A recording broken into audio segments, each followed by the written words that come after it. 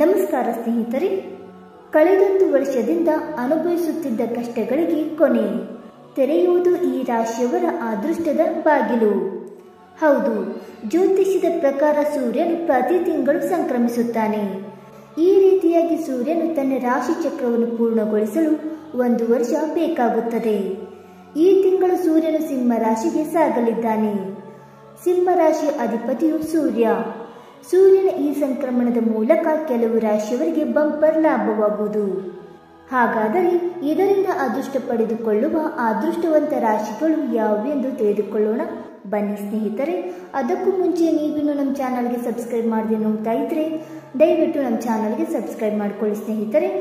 ಹಾಗೆ ವೈದಿಕ ಜ್ಯೋತಿಷ್ಯ ಮತ್ತು ಆಚಾರ ವಿಚಾರಗಳಲ್ಲಿ ನಂಬಿಕೆ ಇದ್ದರೆ ವಿಡಿಯೋಗೊಂದು ತಪ್ಪದೆ ಲೈಕ್ ಕೊಟ್ಟು ನಿಮ್ಮ ಆತ್ಮೀಯರಿಗೂ ಶೇರ್ ಮಾಡಿ. ಮೊದಲನೇದಾಗಿ ಮೇಷರಾಶಿ.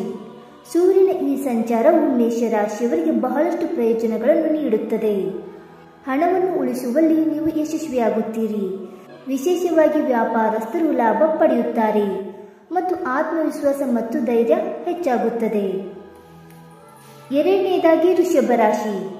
ಸೂರ್ಯನ ರಾಶಿ ಬದಲಾವಣೆಯು ವೃತ್ತಿ ಜೀವನದ ಮೇಲೆ ಉತ್ತಮ ಪರಿಣಾಮ ಬೀರುವುದು. ಉದ್ಯೋಗದಲ್ಲಿ ಉತ್ತಮ ಪ್ರಗತಿ ಕಂಡುಬರಲಿದೆ ಮತ್ತು ಸುವರ್ಣ ಅವಕಾಶಗಳು ಸಿಗಲಿವೆ. ಉನ್ನತ ಸ್ಥಾನ ಮತ್ತು ಪ್ರತಿಷ್ಠೆ ದೊರೆಯಲಿದೆ ಮತ್ತು ಆದಾಯ ಹೆಚ್ಚಲಿದೆ.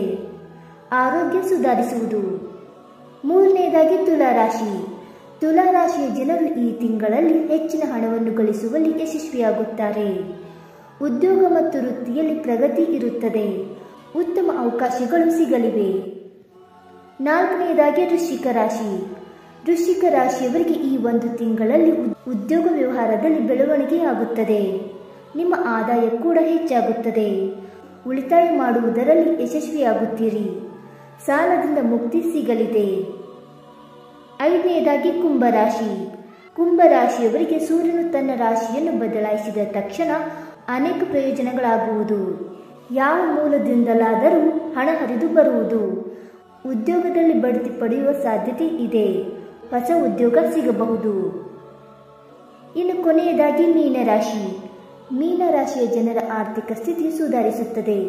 ಹೂಡಿಕೆ ಮಾಡಲು ಸಮಯ ಉತ್ತಮವಾಗಿದೆ. ವಾಹನ ಮತ್ತು ಆಸ್ತಿಯನ್ನು ಖರೀದಿಸುವ ಸಾಧ್ಯತೆಗಳಿವೆ. ಸ್ನೇಹಿತರೆ, ಈ ಮಾಹಿತಿ ನಿಮಗೆ ಇಷ್ಟವಾಯ್ತಾ? ಇಷ್ಟವಾಗಿದ್ದರೆ ವಿಡಿಯೋಗೊಂದು ಲೈಕ್ ಮಾಡಿ, ಶೇರ್ ಮಾಡಿ. ಹಾಗೆ ನಿಮ್ಮ ಅನಿಸಿಕೆ ಮತ್ತು ಅಭಿಪ್ರಾಯಗಳನ್ನು ತಪ್ಪದೆ ಕಮೆಂಟ್ ಮೂಲಕ ತಿಳಿಸಿ ಸ್ನೇಹಿತರೆ. ವಿಡಿಯೋ ನೋಡಿದ್ದಕ್ಕಾಗಿ ಧನ್ಯವಾದಗಳು. Thank you so much.